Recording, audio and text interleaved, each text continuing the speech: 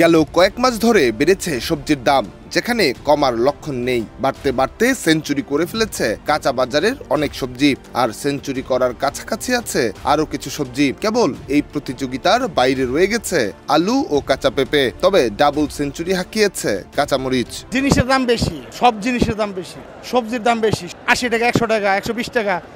কেমনে কিনে খাইবো? এলএমই সার্টিফাইড বিশ্বসেরা কপারে তৈরি ওয়ালটন কেবলস, যা আপনার স্থাপনাকে রাখবে সব সময় নিরাপদ। আগের তুলনায় বিক্রি কমেছে, আর যার কারণে অধিকাংশ ক্রেতাই এখন আধা কেজি বা তার কম করে সবজি কিনছেন। ক্রেতাও তো একবারে কম, তারপর দাম বাড়ছে। আগে যেরকম বেচা কিনছিল ওইরকম কম আছে।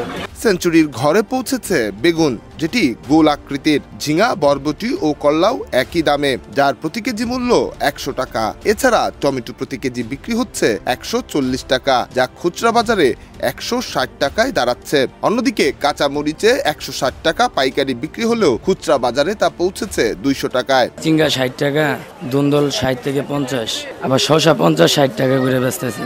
উস্তার কেজি 80 টাকা, টমেটো 120 টাকা, আবার বেগুন 70 টাকা 80 টাকা বিক্রি হইতেছে, সিম 160 টাকা।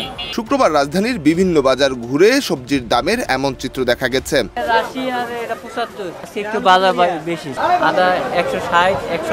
মুরগি মাংস, চালের দাম স্থিতিশীল থাকলেও চড়া মূল্যে বিক্রি হচ্ছে গরু খাসির বাজার, যেখানে প্রতি কেজি গরুর মাংসের দাম 750 টাকায় এবং খাসির দাম প্রতি কেজি 1200 টাকায় পৌঁছেছে।